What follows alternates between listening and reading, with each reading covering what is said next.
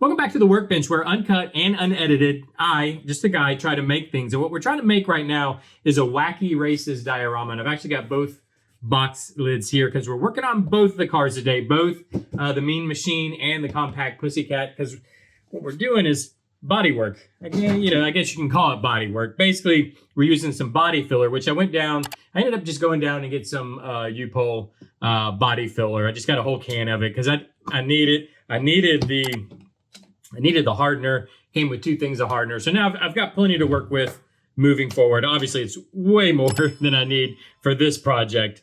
But what we've got to do, if you're new to this video or new to the series, we're basically filling some holes that were in the Compact Pussycat here. There were holes for little twist down, twist-ons. This is like a Loctite model, so it's not really meant to be glued together. So they have this kind of lockdown mechanism. In fact, you can see them right here, these guys here. So we're removing those because we want to build kind of like a screen used model, I guess you could say, or basically it's smooth. It doesn't have that big lockdown. So we got that going. Also, the body on the Mean Machine was cracked, so I've got that filled, and we need to sand that down smooth. But the other thing we need to do is the little figures had very prominent seams, especially kind of in the front and on their heads here, real prominent seams. So I'm using this to fill those also, especially Muttley. His was real bad up his front side. These are going to be kind of focal points. The characters are kind of important, I think, to the diorama. So I wanted to make sure and get those filled up and smoothed out. But what I thought we could do together is first just work on Penelope's car here. So let me get back on. Yeah, I think I'm going to start with just a sanding stick. Now, this filler, this is upol's expert body filler. It's just straight up body filler. A lot of times what I use is glazing putty, which I have some, but I didn't have the hardener for it. But this body filler is actually pretty good about not getting pinholes in it, especially if you mix it kind of correctly. So I think we'll be okay just using actual body filler. And it's still, I just filled it just a bit ago, and it's still just a hair tacky. And that's actually when you want to sand body filler, is when it's still just a hair tacky. If this stuff actually dries very quickly, or cures very quickly, I guess I should say. And with a file or with a sanding stick or whatever, basically you can literally just use a fingernail file. In fact, that's usually what I use. I'll just go steal one from my wife. They're very coarse and really cut through this stuff. This is what is this? A premium sanding stick. I don't even know what brand this is. I'm sure something I bought off eBay, or not eBay, but Amazon at some point. But you can see how quickly it cuts through this. In fact, you know what I wanted to do? What did I do with it? Let's do this over top of a box so we don't make a huge mess on the work table here. Because you are going to get a lot of sandings, of course. I'm not doing it because I'm sitting here talking on screen, but normally, like when I go off screen, I'll put a mask on because you really don't want to breathe. You don't want to breathe body filler in. I'm trying to be very careful with it right now while I'm talking to you guys. But I just want you to know, put a mask on. I know it's kind of dorky or not cool. I don't know. I think a lot of the channels I watch a lot of automotive channels, and you go through the comment sections, and if any of the YouTube creators talk about PPI, there's always 100 people in the comment section calling them out, going, "Oh, why would you don't need that? Why do you're such a girl," or whatever. I don't know. Whatever they comment down there, which is all ridiculous. Take care of yourself. You know what I mean? You only got one you. Take care of it. And those around you, especially if there's people around you while you do stuff like this. Yeah, take care of them. That's all I'll say about that. Anyways, yeah, so let's see. You can see it knocks down very quickly. Like so. And this was actually had a big old chunk on here. Yeah, it's, this is body filler for cars, and so it's a little bit harder to be as fine with, but it's and I'm sure there's product out there for this, so putties and whatnot, I would assume. I'm sure Tamiya makes something, or all the companies probably make stuff for this. I'm used to using body filler. I've just used a lot of it in my life, so that's the direction I go. It works good. It's, you know, it's an industry, a very old industry, and the products in that industry have definitely been well developed, if that makes sense. So I go with it. So we're getting it pretty smooth. Now I am having to be a little bit careful. You notice I switched to going this direction, and it's gonna be hard for you guys to see, but there are just the lightest of scallop lines on the hood here. In fact, they're very hard for even me to see. Yeah, I can barely see them. Scallop lines, and that's where the there's this in here is yellow, and it's kind of scalloped, and that's the lines. I'm gonna try to keep them. I don't want to sand them out. They run basically. I guess you guys can see what I'm even doing here. They run here and here with scallops like that. I don't want to lose those because that's what I'm going to use to try to, you know, for the paint coming up, because this will be pink. The body will mainly be pink, but it has that yellow. I guess it's kind of like almost like a scalloped racing stripe. I don't know what to call it really, but I don't want to lose those just so I have something to work from. Or to tape to, I guess you could say. And this is about as far as I think I'm going to go with this coarse sanding stick like this. But you can see how quickly you can sand that down. I will do the same thing back here. And again, being careful, I've got trunk lines back here. And I want to keep that because I want to keep the representation of a trunk on the body. So I don't want to, so I need to be careful while sanding. I don't want to sand out these kind of embossed lines in the plastic there. And we'll do the same back here, but I'll do that in between episodes. I don't want to bore you with me just sitting here sanding with a sanding stick. And then from there, I think what I'm going to do now, I'm going to go to another sanding stick, but just a lighter grit. In fact, is this a medium grit here? Yeah, let me go to a little bit lighter grit just to kind of slow down the process a little bit. I don't want big gouge marks in my primer and everything else.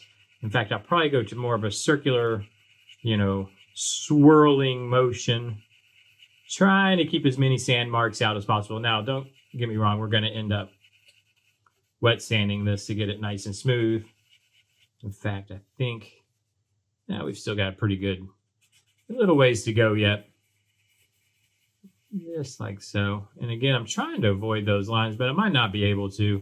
We might end up just having to create our own kind of scallops. I might end up sanding those all out. I will say this, the ones that are in the hood are they come way out wide like this. If we look at the picture, it looks like it's actually supposed to be a lot narrower. You know, a lot narrower, almost like a racing stripe that's scalloped.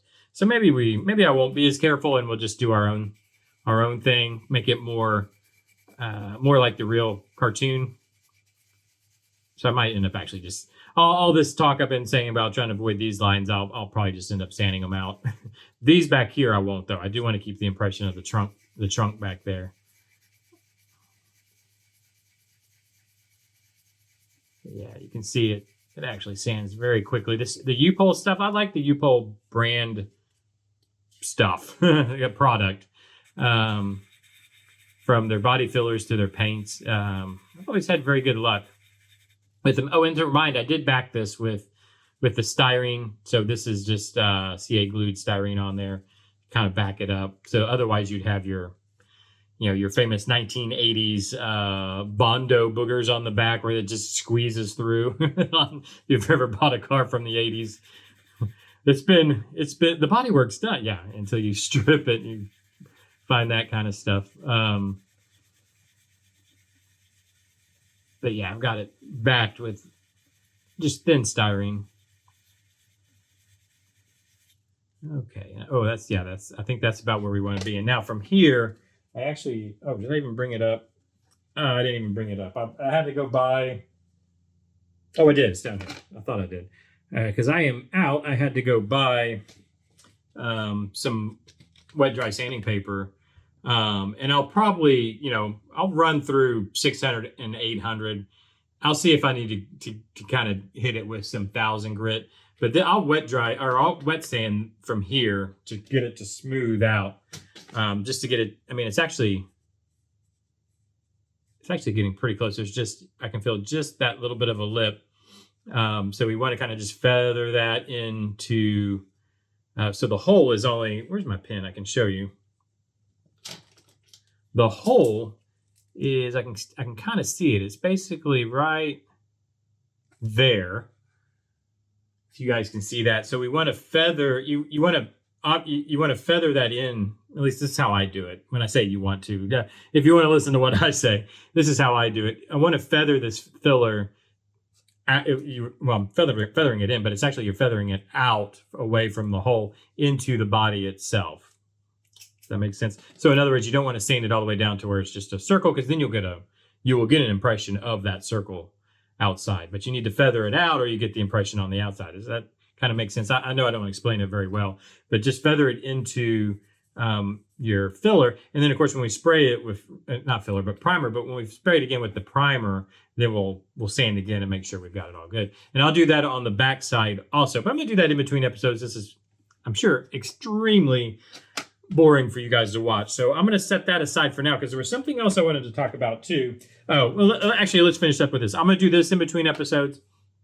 I'm gonna try to get in here and sand these guys up, which are gonna be very time consuming because it's not exactly easy to get in there. So I have to use some little sanding sticks and whatnot to do those guys. And I'll also get this guy sanded up, and I want to get him at minimum in primer by tomorrow.